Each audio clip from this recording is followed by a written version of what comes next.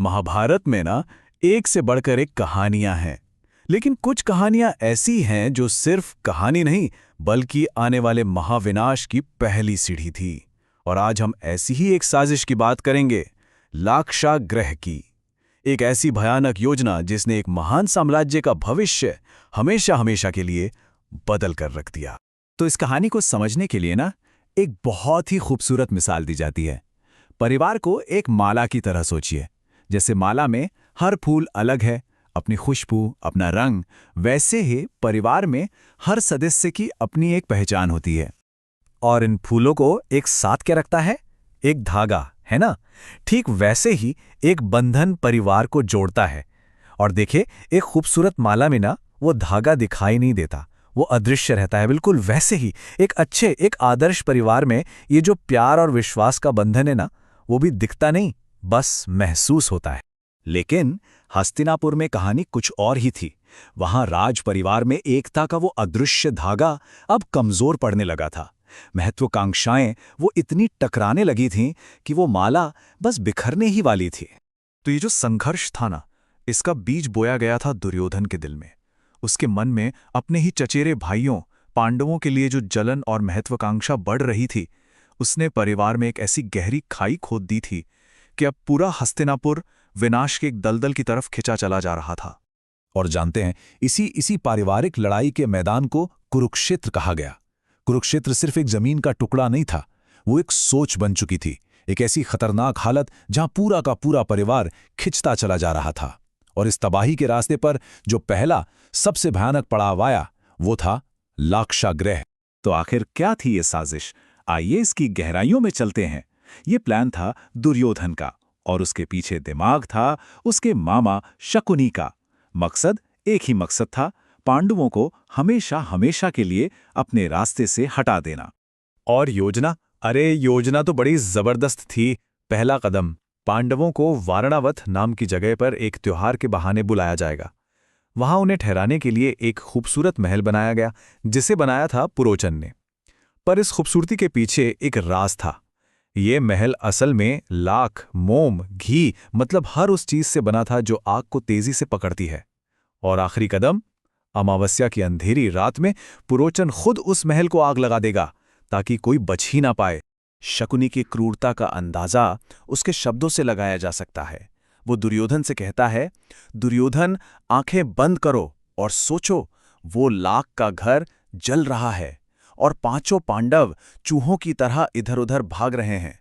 बचने के लिए कोई जगह ढूंढ रहे हैं, लेकिन उन्हें कोई जगह नहीं मिलेगी। मतलब वो अपनी जीत को लेकर इतना पक्का था, उसे कोई शक ही नहीं था। लेकिन कहते हैं ना, दीवारों के भी कान होते हैं। ये साजिश पूरी तरह से छुपी नहीं रह सकी।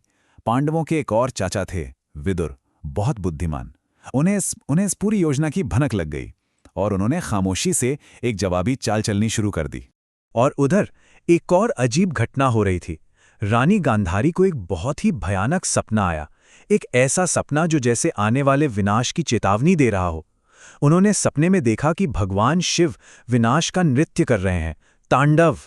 फिर सपने में ही अग्नि के देवता, आग के देवता उनके सामने आए और उन्होंने साफ साफ चेतावनी दी, तुम्हारा घर आग से तबाह होने वाला है। और सपने का जो अंत था वो और भी डरावना था।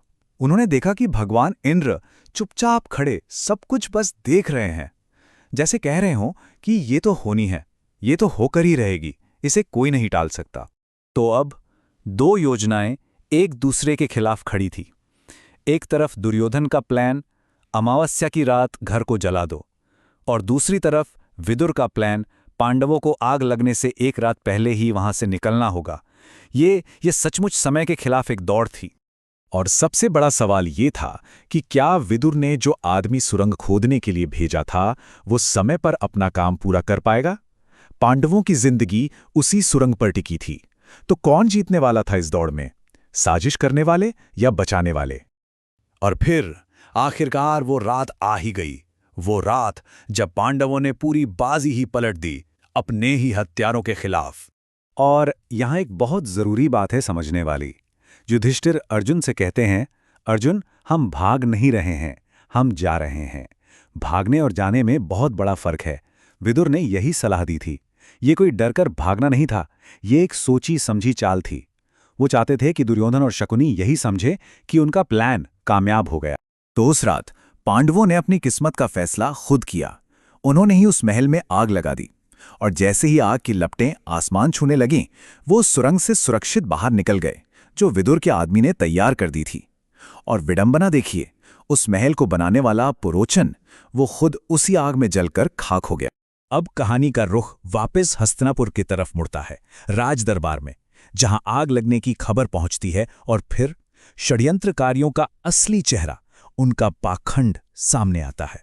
जैसे ही ये खबर दरबार में पहुंचती है, शकुनी वो अपनी खुशी छुपा ही नहीं पाता। वो सबके सामने दुर्योधन को बधाई देता है, उसे सलाम करता है, और बस इसी एक हरकत से उनके काले इरादे शीशे की तरह साफ हो जाते हैं। और वहीं दूसरी तरफ राजा धृतराष्ट्र, वो सबके सामने तो बहुत दुखी थे, लेकिन अकेले में उनका अपराध बोध उन्हें खाए जा रहा था।